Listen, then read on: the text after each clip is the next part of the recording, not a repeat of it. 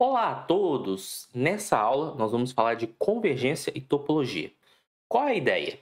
Existem três conceitos da topologia que nós já estudamos nas videoaulas anteriores.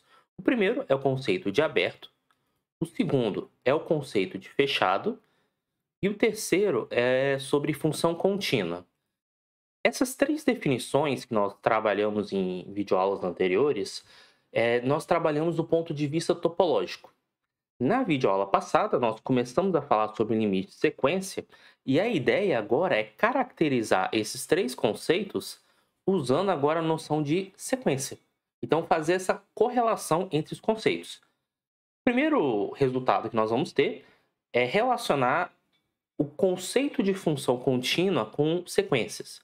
Então, nós temos mn espaços métricos e a fim de que essa função f, que vai de mn, seja contínua num ponto P, é necessário e suficiente que, sempre que xn converge para P, perdão, f de xn converge para f de P. Como é necessário e suficiente, ou seja, um se somente se, primeiro nós vamos supor que a função f seja contínua. E acho que valeria a pena, antes de demonstrar, tentar desenhar essa situação para entender o porquê da veracidade. Então, nós temos aqui o nosso espaço métrico M, nós temos aqui o nosso espaço métrico N, e nós temos um ponto P aqui.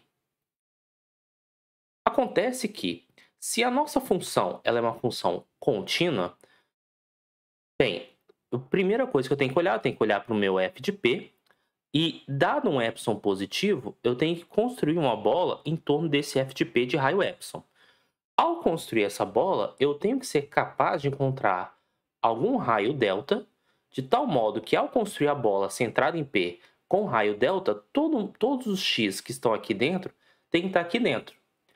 E é até intuitivo que, quando você tem um xn que converge para P, a partir de um determinado momento, esses xn's vão estar dentro dessa bola, então, naturalmente, eles vão pertencer a essa bola de raio epsilon.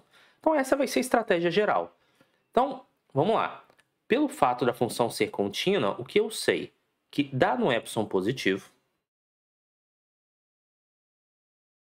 existe um delta, também positivo, tal que, sempre que você tiver um x que ele pertença à bola centrada em P e raio delta, em outras palavras, sempre que tiver um x aqui, você já sabe de maneira necessária que o f de x ele vai ser um elemento que pertence à bola centrada em f de P e raio epsilon.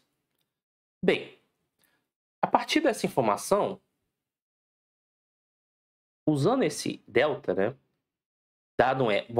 o epsilon foi dado usando esse delta, usando o valor de delta acima, o valor de delta acima, o que nós sabemos é o seguinte: como xn converge para P, o que eu quero dizer com isso? Porque o que é o teorema? Eu vou supor que a minha f seja contínua, e aí sempre que isso for verdade, isso tem que ser verdade. Então, assumindo que essa informação aqui é verdadeira, ou seja, supondo que xn converge para P, usando esse valor de delta, o que eu sei é que existe um índice n0, um n0 que pertence aos naturais, de tal modo que, vou mudar aqui a cor, para todo n maior do que esse n0, nós vamos ter que xn é um elemento da bola centrada em P e raio delta.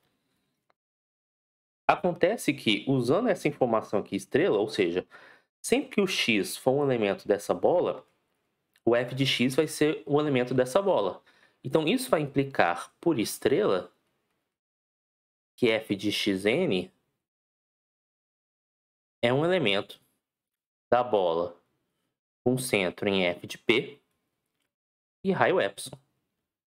E é exatamente a nossa teorema.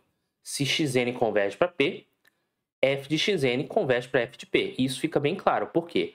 A partir do momento que esse epsilon é dado, existe um n0 que está aqui, de tal modo que o f de xn pertence à bola centrada em f de p, raio epsilon. Então, isso nos permite concluir que a sequência f de xn ela converge para f de p.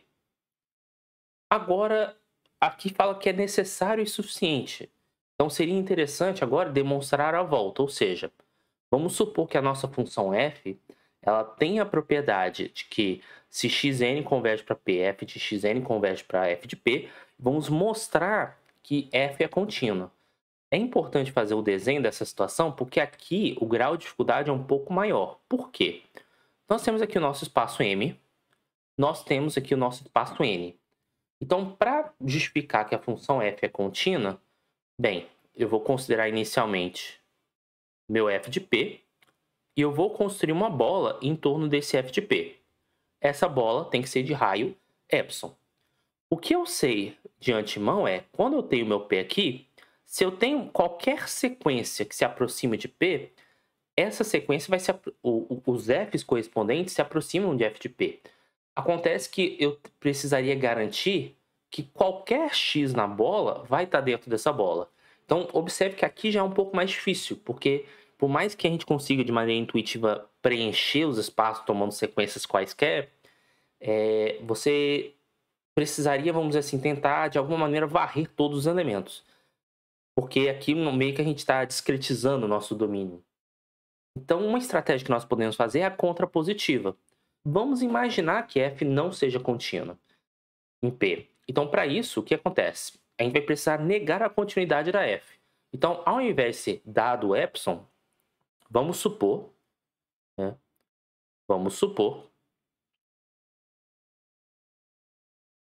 que f não é contínua. Que f não é contínua. Então, vamos enunciar aqui de novo. Para ser contínua, é dado epsilon. Então, como você está negando a continuidade, ao invés de ser dado um epsilon, existe um epsilon positivo, tal que, aí, ao invés de existir um delta, você tem que garantir que para todo delta positivo, aí você vai construir a bola, mas aí o que acontece? Para todo x que pertence à bola, você pode traduzir como existe um x que vai depender do delta, de tal modo que existe um x delta tal que o x delta ele pertence à bola centrada em P, raio delta, mas f de x delta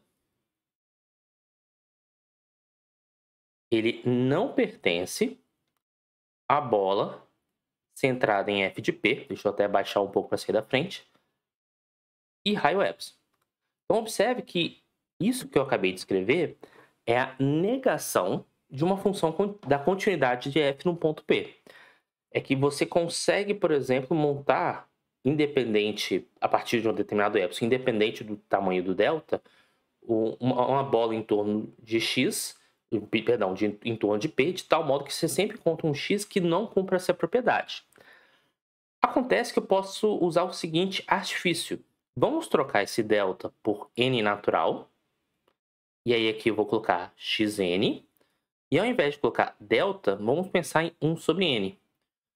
A ideia aqui é construir uma sequência de tal modo que essa sequência xn converge para P. Mas se vocês observarem direitinho, e aí não é muito difícil perceber, mas essa afirmação aqui está te permitindo dizer que a sequência xn, ela converge para P. Só que note que ao você construir isso, todos os xn não estão nessa bola. Em outras palavras, o f de xn ele não converge para f de P. Mas isso é uma contradição, porque se nós estamos supondo que qualquer xn que converja para P, o f de xn tem que convergir para f de P, então isso gerou uma contradição. Ou seja, a função f, então deixa eu escrever aqui contradição, então a nossa função f, ela não pode ser não contínua, logo ela é contínua.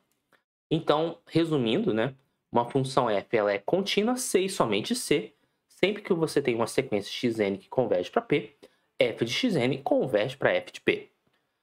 Agora, um resultado que envolva conjuntos fechados. Você tem um subconjunto X de um espaço métrico M.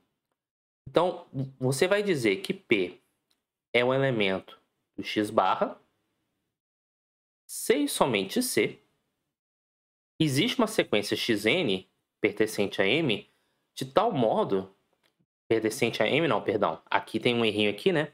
Aqui é Xn pertencente a X. Existe uma sequência Xn pertencente a X, tal que Xn converge para P. Então, note o seguinte, vamos fazer um desenho de um conjunto fechado. Nosso conjunto fechado está aqui. Se porventura o nosso P for um elemento de X, não é fácil construir a sequência. Basta você considerar a sequência Xn igual a P para todo N. Então, a graça aqui, na verdade, é, eventualmente, se o seu P não for um elemento de X. Acontece que esse X barra, nós já vimos em videoaulas anteriores que este X barra ele pode ser visto como X união fronteira de X. E aí note o seguinte, se o P é um elemento da fronteira, então aqui se P for um elemento X, não tem o que fazer. Agora, se P não pertence a X, mas P pertence à fronteira de X, o que é ser um elemento da fronteira? E para qualquer raio, na hora que você constrói a bola centrada em P com esse raio, vão ter elementos que vão estar em X e elementos que não estão em X. Então, o que eu posso dizer é o seguinte, que para cada N natural, para cada N pertencente aos naturais, existe um Xn que é elemento de X, tal que esse Xn ele é um elemento da bola, cujo centro é P e raio é 1 sobre N. E aí o que acontece? Já não é difícil perceber que esse Xn irá convergir para P. Então, sempre quando você tiver P, um elemento do fecho de X, opa, perdão, caiu aqui. Então, necessariamente P vai ser limite de alguma sequência de pontos que estão em X. Agora, vamos pensar na recíproca. Se você tem, por exemplo, que P é limite de uma sequência de pontos que estão em X, então você tem primeiro duas possibilidades. Ou P está em X, ou P não está em X. Se P for o elemento de X, então já não tenho que demonstrar, porque o P vai pertencer ao seu fecho. Porque nós sabemos que X está contido no seu fecho. Se P não for um elemento de X, é só pensar nesse argumento da fronteira. Você vai acabar justificando que P é um elemento da fronteira de X, afinal de contas. O que é um elemento que está na fronteira? É você construir uma bola de tal modo que você é sempre capaz de encontrar alguém que está dentro e alguém que está fora. Quem está fora, no caso, seria o próprio P. E aí você justificando que P é um elemento da fronteira de X, logo P é um elemento do seu fecho. O terceiro resultado, e aí envolvendo conjuntos abertos, é que você tem que A é um conjunto aberto em M, se e somente se, quando você tem que Xn converge para P e P é um elemento de A, para um N suficientemente grande, Xn é um elemento de A. E aí eu vou só fazer uma ilustração mesmo e fica como exercício vocês demonstrarem de maneira formal.